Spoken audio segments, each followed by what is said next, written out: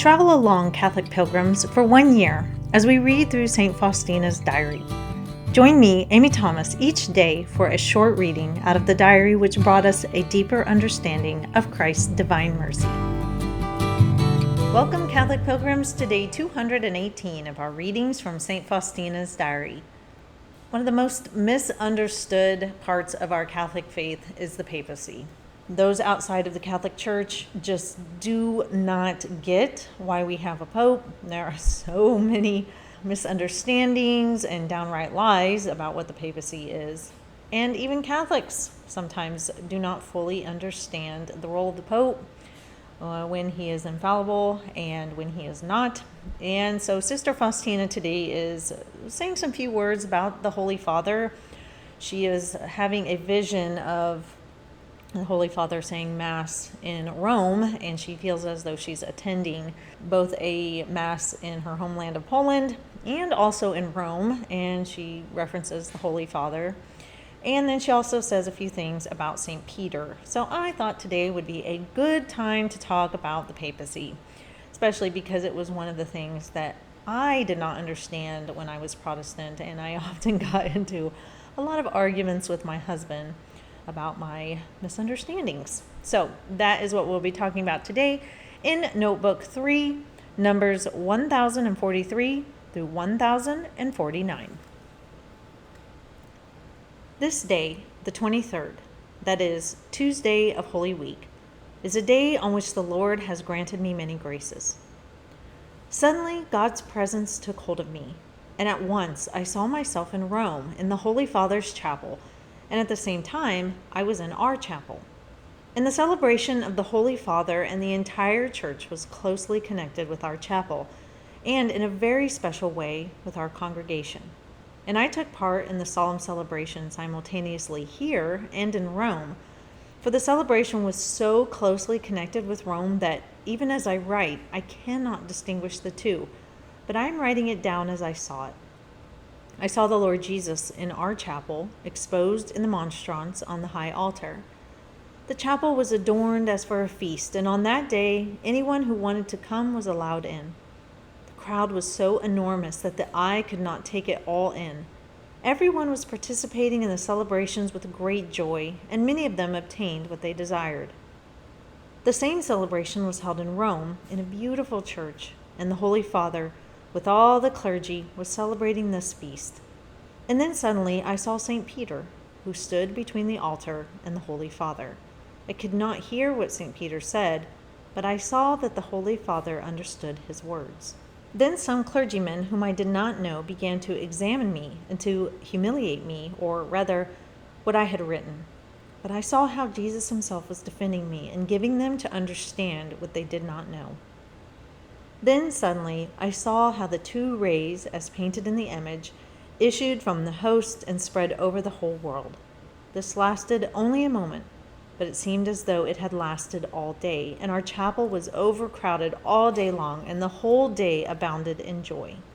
Then suddenly I saw on our altar the living Lord Jesus, just as he is depicted in the image. Yet I felt that the sisters and all the people did not see the Lord Jesus as I saw him. Jesus looked with great kindness and joy at the Holy Father, at certain priests, at the entire clergy, at the people, and at our congregation.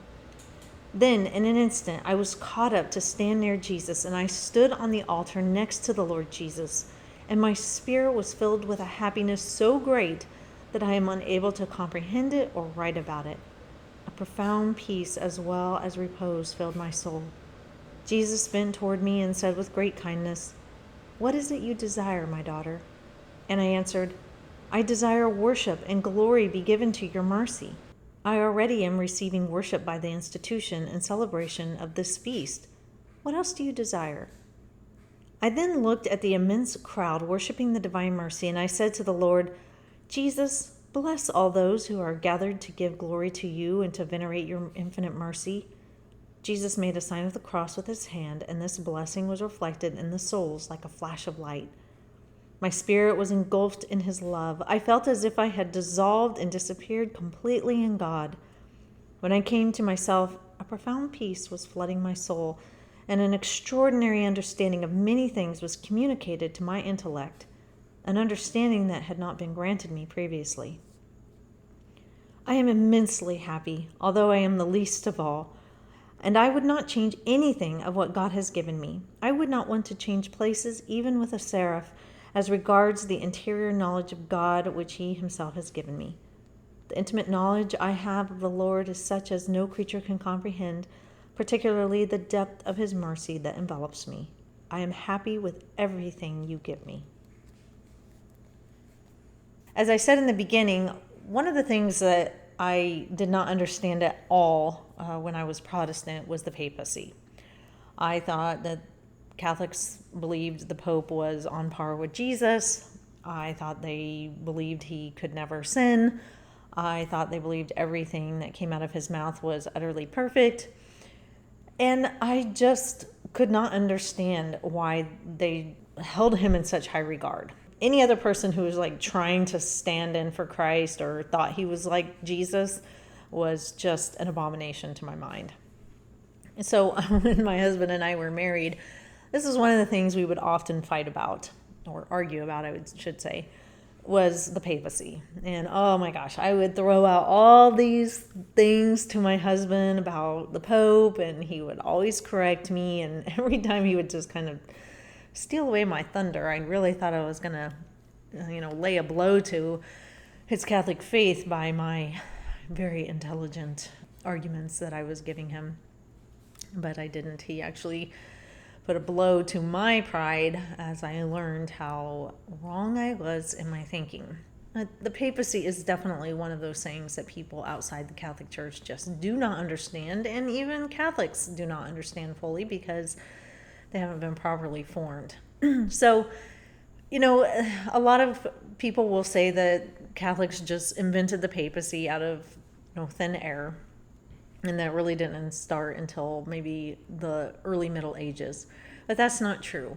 St. Peter was our first pope, and what we have to understand is that we see the papacy being shown to us, foreshadowed in the Old Testament. The kings of Israel would have a right-hand man. And if you've ever seen The Lord of the Rings, there's a king who, when he goes off to war, he leaves behind, kind of a stand-in, a representative for him while he's away. And they would often get the keys to the kingdom, meaning whatever this person decides in my name, it's as if I am saying it. And so, they were the representative while the king was gone. And so we see this in the Old Testament. We see a right-hand man being given a lot of authority over the kingdom if the king is away. And so we see that foreshadowing for when Christ gives Peter the keys. And everybody in ancient Israel would have understood what was going on there. That was not something that sailed over their head like it does for us today, because we don't have kings here, especially in the United States. And so when we see that gesture, a lot of people think, oh, that's nice. But Jesus was doing something very, very specific. He was saying, I'm the king, you're my right-hand man. I'm giving you the keys. When I go away to heaven, you will be my representative here on earth. Whatever you bind here on earth will be bound, and whatever you loose here on earth will be loosed. And so that is exactly what was going on in the Old Testament with the kings, especially with Solomon, King Solomon. And so it's not something that the Catholic Church just invented out of thin air. There was a history behind this and an understanding that this was something that was to go on, because you don't just pick a representative and then once he's done, the kingdom is just left empty-handed with no leadership, no visible leadership. No, you have a successor. And the apostles obviously understood this, because even in the Bible, we see the apostles, once Peter dies, electing another pope. And it wasn't even an apostle, and there were still living apostles, but they picked somebody else to be the next vicar of Christ. And what does that mean? Does it mean that the Pope is Jesus? No. He stands in for Christ. here on earth. Remember, I've said that we live in a material world. We need to experience with our five senses our world. And so Christ is not visibly here on earth. He is in the Eucharist, but in a form where we can speak to him and hear his words back to us. And so he's left somebody who can talk to us and guide us with words that we can actually hear on earth. And so he's left us the vicar of Christ. And so does this mean that the Pope can never sin?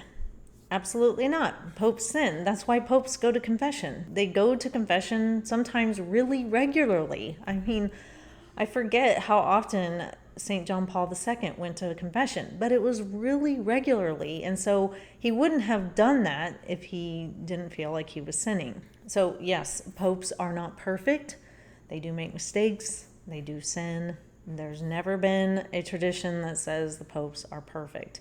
We know they're not because St. Peter, the first pope, denied Christ 3 times. And yet Christ forgave him and still wanted him to lead his flock.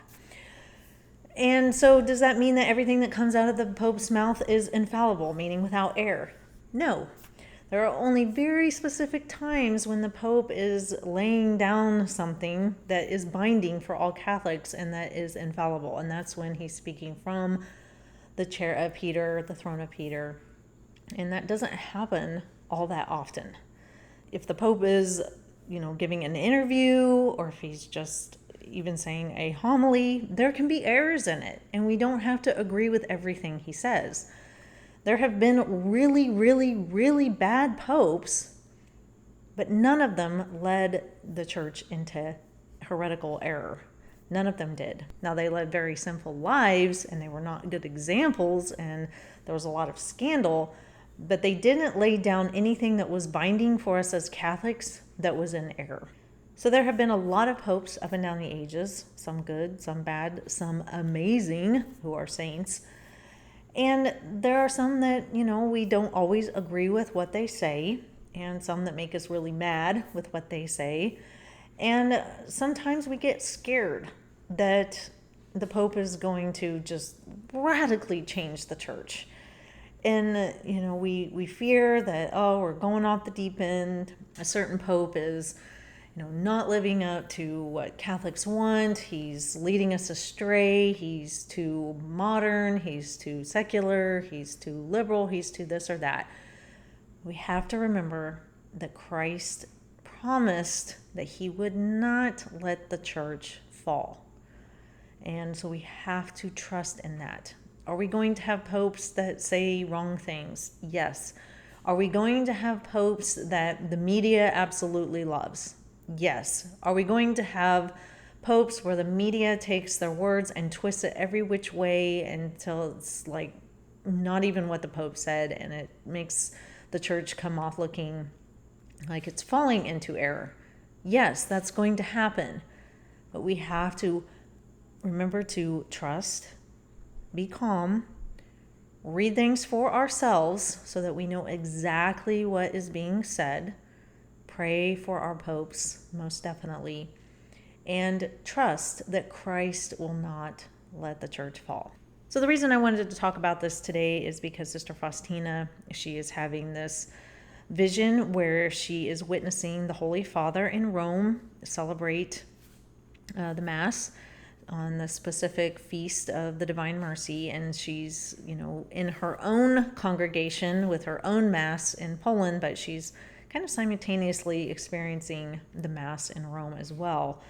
And then she also has a vision of St. Peter, who stood between the altar and the Holy Father, so the current Pope at that time.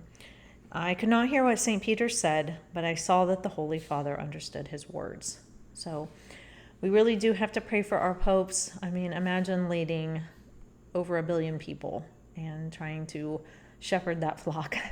You're going to make a lot of people mad half the time, and then the other time you're going to make the other half mad. You're never going to do everything perfectly, and that's a lot of pressure. And so, like we talked about yesterday, lead with empathy, be people of prayer, lifting our Holy Father up to Christ always and praying for the Blessed Mother's guidance and intercessions for our Pope, that he might be courageous and strong and always do what is best for his flock. So that is all for today, Catholic Pilgrims. I will see you back here for day 219. And until then, live the faith boldly and travel well.